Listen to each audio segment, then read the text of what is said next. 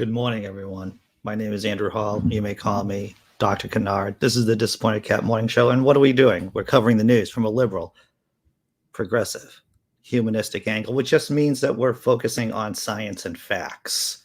What are the science and facts we're going to be talking about today? This woman spewing with hate and bile, bigotry, no longer with us. This person he looks like a roast beef sandwich that went bad. He looks like that roast beef sandwich you might have got like maybe 2 weeks ago. You forgot about it in the refrigerator, and now it's just rancid. He's in the trouble bubble. And last but not least, Glenn Beck, right-wing hate monger, anti-science advocate. He has a visitor in his lungs. That visitor might be a virus. It might be the coronavirus. So many things to talk about this morning. So many things. But welcome. This is Friday. If you're on Twitter, good morning. If you're on Facebook, good morning. Of course, YouTubers, hello. Good morning. If you're on Twitter, if you're on Facebook, you'll notice I'm interacting with the chat here on YouTube. It's just because of the software I use. It means that I can do that. If you want to join us in the chat, join the community, come on over to YouTube. There is a link in my Twitter bio to the YouTube channel. All right. You want to get this party started? Feel Good Friday. That's what we're doing. Maybe we should do Feel Good Fridays all the time. I think that's good. Feel Good Fridays. Here we go, everyone. Buckle up.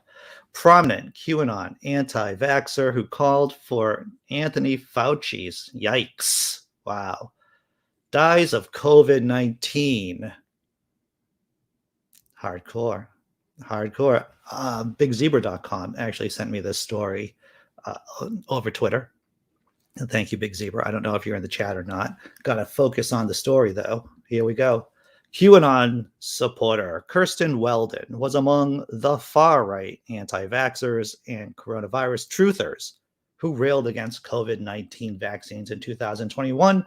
And on Thursday, January 6th, according to the Daily Beast, she died of COVID-19. Weldon, who called for Dr. Anthony Fauci, President Joe Biden's top White House medical advisor, to be executed, was known for posting videos of herself berating people who are waiting to get in line to get vaccinated for COVID-19.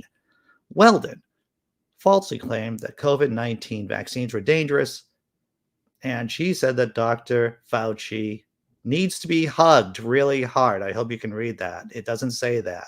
But why am I exchanging needs to be hugged really hard as against to needs to be blanked from a rope?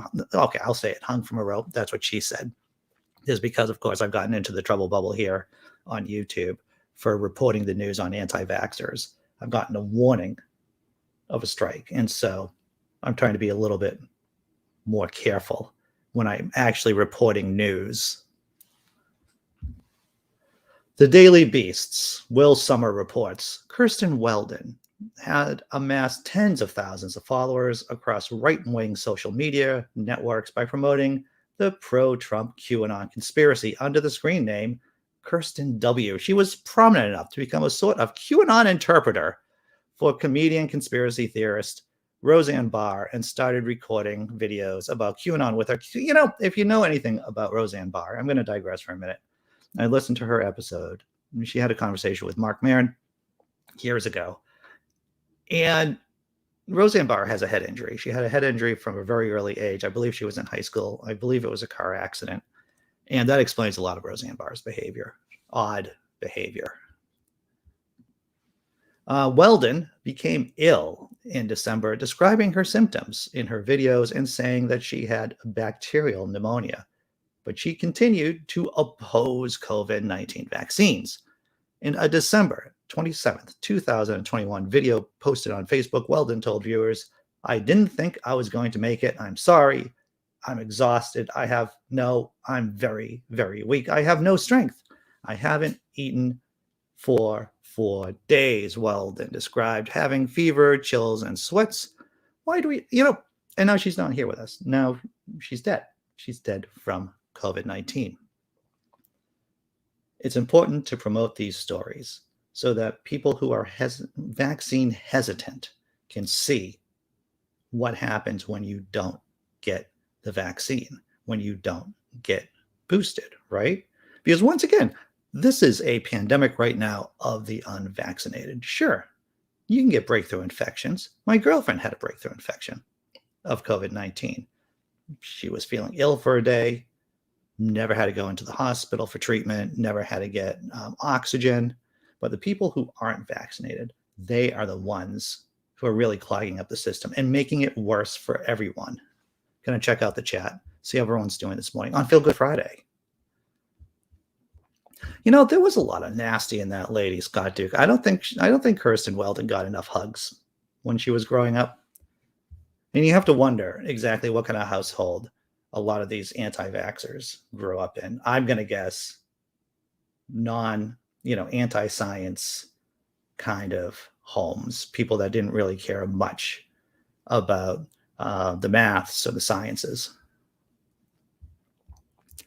All right, let's see who else is here. Good morning, Sean.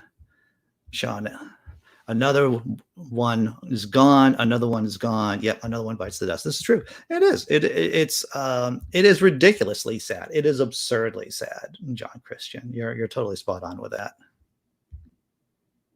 Hey, Jessi Bear, how you doing? Now, I said Jessi Bear I was going to make Jessi Bear a moderator on the channel, which I never did, and now I am going to make Jessi Bear a moderator right now. And I believe Jessi Bear is now a moderator for the channel. So congratulations, Jessi Bear. You can now put in links. That's the power of the moderators. God, imaginary God. Womp womp. Good morning, sir. Good morning. I hope everyone's doing well. I'm looking forward. This is Friday. I'm looking forward to the weekend, to tell you the truth. And as all of you know, this show goes till about 9:25, and then we do the after party after show from 9:30 to 10:30. Where, Democrats, progressives, humanists can come and just talk about anything you want to talk about. Cover a wide range of topics. And if you want to be on the panel, the link is in the description below. Are we going to talk about the second story? Hey, what's up, Big Zebra? Glad to see that you're here. All right, second story. Like I said, I think this is, if there was a rancid roast beef sandwich that could talk and walk and eat other roast beef sandwiches, this is this man right here. And why are we talking about him? Because he is an oath keeper. He is the founder of the Oath Keepers. And if you don't know who the Oath Keepers are, they're fascists. They say that they want to protect the Constitution of the United States. They aren't. They target law enforcement. They target active military, retired military to join their ranks. I've seen numbers of, there could be anywhere from 5,000 to about 35,000 Oath Keepers here in the States. They are a violent group. And the leader is in trouble. The FBI arrests Oath Keepers leader on charge of seditious conspiracy involving the January 6th attack. This marks the first January 6th indictment using the seditious conspiracy charge. For those of you, the basic 101 definition of sedition is a plot, actions to overthrow the government. All right. All the links are in the description below, folks. The Justice Department has unsealed a major indictment charging the leader of the Oath Keepers militia group, along with multiple other members, with seditious conspiracy related to their alleged coordination in advance of the January 6th attack on the U.S. Capitol. The three indictments mark the Justice Department's first January 6th use of the seditious conspiracy charges, which accuses Oath Keepers leader Stewart Rhodes and other members of the group conspiring to, quote, oppose by force the execution of the laws governing the transfer of presidential power, unquote, from outgoing President Donald Trump to incoming President Joe Biden. You don't have to be that old to remember when the peaceful transfer of power from one president to another president was just common. It was just a common thing. But now that has been upended by Donald J. Trump and his MAGA-loving Republican crowd. A conviction of the charge of seditious conspiracy carries a maximum sentence of no more than 20 years. Before today, the Justice Department's case targeting 17 members of the Oath Keepers was already the department's largest and most complex conspiracy case resulting from the January 6th attack. 3 other members of the Oath Keepers charged as part of the conspiracy have already pleaded guilty and entered into cooperation deals with the governments. They have probably ratted out our friend here, Mr. Stewart Rhodes. They've probably given up some information, and Merrick Garland is probably going to be using that against him. Rhodes was arrested in Little Elm, Texas, according to the U.S. Attorney for the District of Columbia. A lawyer representing Rhodes told ABC News that Rhodes was arrested while he was preparing for a virtual appearance Thursday before the House committee investigating the January 6th attack. Attorney Jonathan Mosley said he was on the phone with Rhodes discussing the House investigation when Rhodes received a call from the FBI to come out of his house with his hands up in order to be arrested. I think that is hysterical. I think that's hysterical. He's about to give testimony to the House, and then he gets arrested. That's beautiful. Job well done. Several members of the group are alleged to have stashed heavy weapons in a hotel in Virginia and positioned to be a so-called quick reaction force that would come to Washington in the event of a significant violence, or if former President Donald Trump invoked the Insurrection Act. I think if President Trump could have invoked the Insurrection Act, then he would have. I think he knew that if he did, then the military would have vetoed, said no, didn't have the support. So the Oath Keepers in the trouble bubble. Chris Black acting, otherwise known as Chris Mallard from the old show that was on this channel. What's up, Chris? Yes, Scott Duke. If Trump wins in 2024, you would pardon. I think he will pardon Mr. Rancid, our beef. I think yes. Stewart Rhodes. I think it's pretty clear. Well, it is interesting, right? Because Donald J. Trump is a person of the moment and is all about this transitional relationship with power. So if Donald J. Trump thinks that he could use Stewart Rhodes again, then he would pardon him. If Trump, guessing that he's president in 2024, let's hope not. But if he was, then he would pardon the rancid roast beef sandwich if he could get more miles out of that sandwich. I don't know if that made sense. Well, this is it, Jessi Bear. Legally, it's alleged, but come on, these idiots took photos of themselves doing this insanity. This is true. This is totally true. And Jessi also puts, and this is how I feel too. I feel a tiny bit safer every time they lock up one of those nuts. Yep, totally. All right, see who else is here. All right. Hey, Sammy, the 420 Atheist, or 420 Atheist. Good morning. Hope you're doing well. All right. Did someone get boosted this morning? Hey, Simply Secular Dave. I got boosted yesterday. My injection site is a little tender, but I feel great. Yeah, that's what I found when I got boosted too. I was a little sore, but the second shot laid me out. I slept for like 15 hours after getting the second shot, but the booster didn't affect me too much. All right, look, it's over the halftime. It's over halftime. And what do? We do the halftime tummy rub show where we take a look at a cat, a funny video. We kind of put a smile. It puts a smile on our face and gets us ready for the third act of the Disappointed Cat morning show. Let's do this thing.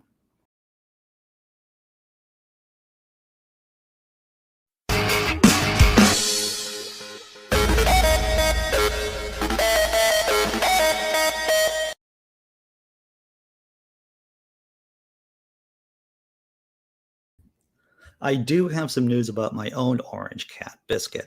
I was putting on my jacket this morning and I realized that all the buttons are off.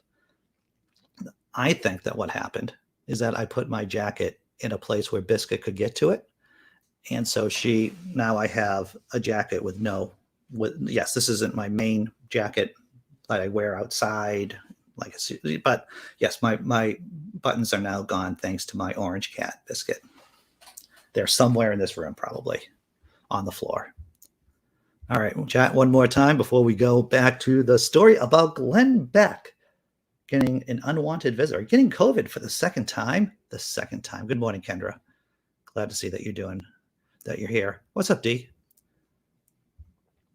See, so we did, the girlfriend and I, well, the girlfriend discovered the buttons. We did not know where the buttons came from, but they apparently came from this jacket, and Biscuit did, our cat did just, was apparently busy ripping off, clawing off the buttons to this jacket. Oh, Jimmy Lou, the Church of Heretics. I have to catch up on that show from last night, Jimmy Lou. I'll be honest. I was detained last night. I'm going to see it. I'm going to watch the show, Jimmy Lou's show over on the Tang Network. All right, next show. It's starting. Okay, listen, I don't want to get people's hopes up. I don't want to get anyone's hopes up here, right? But this is Feel Good Friday. And this is about this man, Glenn Beck, hate monger, fascist, religious fanatic. It's starting to go into my lungs. Unvaxxed, Glenn Beck says he has COVID again. Former Fox News personality claims to be treating himself with ivermectin, an anti-parasite drug that has not been shown to be effective against SARS-CoV-2. Am I going to get banned by YouTube for actually saying those words? I don't know. I'm already gotten a warning, but I'm going to keep reporting this kind of news because it needs to be said.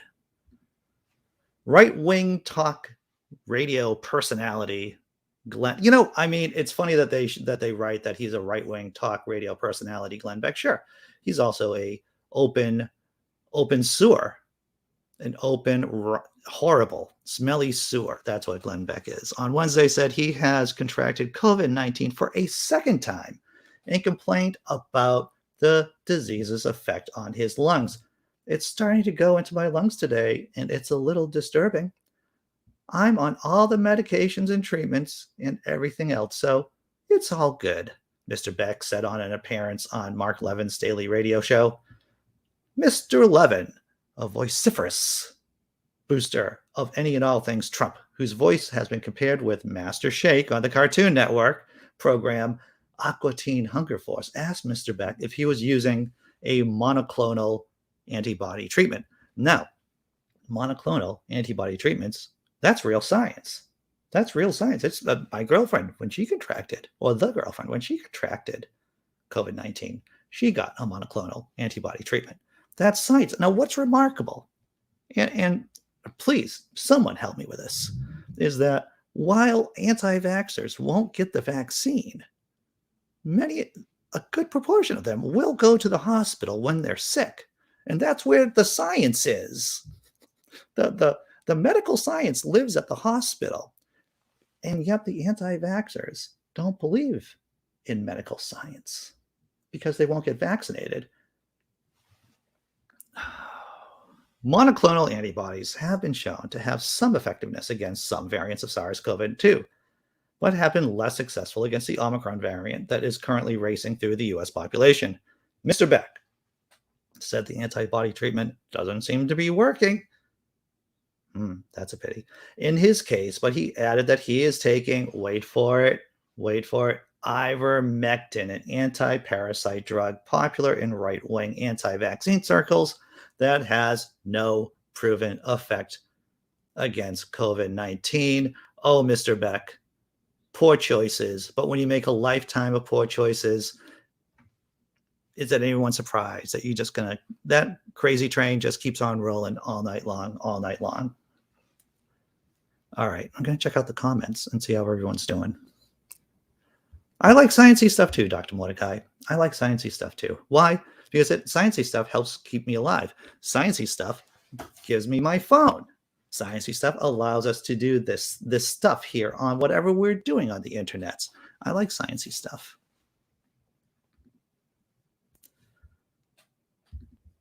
The evil science is only bad until they are dying. That's right. That's right, Jessi Bear. Let's see. So what else we have going on? Okay, so here we go. Jessi Bear points out, if only this would prove to these, my natural immunity is all I need, that yes, you very much can get it again. And because not enough people with getting jabbed keeps changing mutations. That's right. Actually, one of the, and I mentioned this before, one of the doctors associated with my girlfriend's job got COVID 3 times. He got all 3 variants. He got original, and then he got Delta, and then he got extra crispy. He got Omicron. But yeah, you can get it more than once. And that's the thing. You'll listen to anti-vaxxers saying, well, I don't need the vaccine because I already got vaccinated, because I already had it, right? I have a buddy, my one conservative friend says, I've already had it. I don't have to worry about it again. It's like, I don't think you understand how that works. I don't think you understand how the virus works.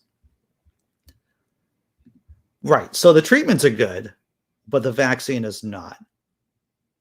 And these are supposedly, and many of these people would call themselves fiscal conservatives. A lot of these people would consider themselves to be financially conservatives, right, when they vote.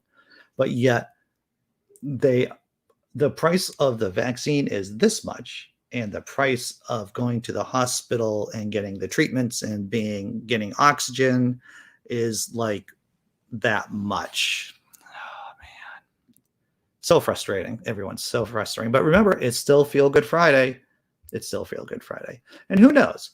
Who knows how things are going to look at, what things are going to look like on Monday. All right. I think we're caught up. I think I'm caught up on the chat. You want to do one more, Cat, before we start closing up the show? I hope you do. That's what I want to see, another cat.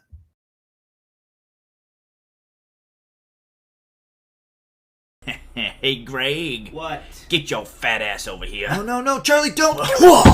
Jesus, dude. Flawless victory.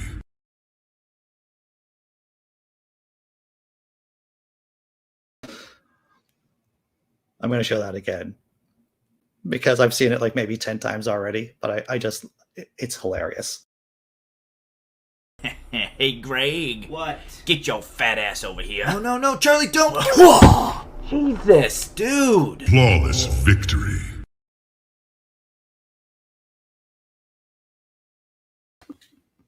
Flawless victory indeed. All right, everyone. We're going to be doing, thank you. There's everyone. Thank you, YouTube members. Thank you, patrons. Thank you, people who dropped me a couple of pennies or more than a few pennies on Venmo and PayPal. If you want to do that, the links are in the description below. No ads. There's no ads. I don't want you to be subjected to Amazon ads. I see Amazon ads on other people's channels, and it drives me crazy. Because, of course, Amazon's an evil. No, they're just an evil organization that abuses its workers, right? That fights unionization here in the States. So this is all funded by you all. So thank you very much. I appreciate it. Oh, and also by super chats too, in case you want to do a super chat. I'm not going to say no. But thanks. I'm going to drop down the thank you video within a second or two. We're doing the after party after show at 9:30. If you want to be on the panel, feel free.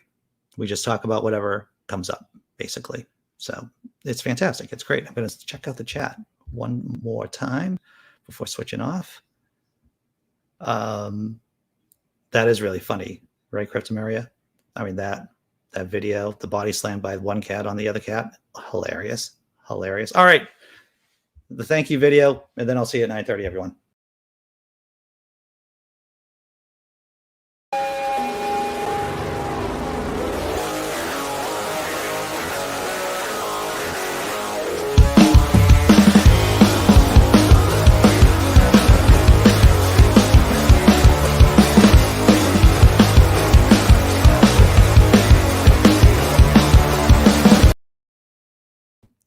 And yes, I know I have to update the thank you video. I'm going to do that this weekend.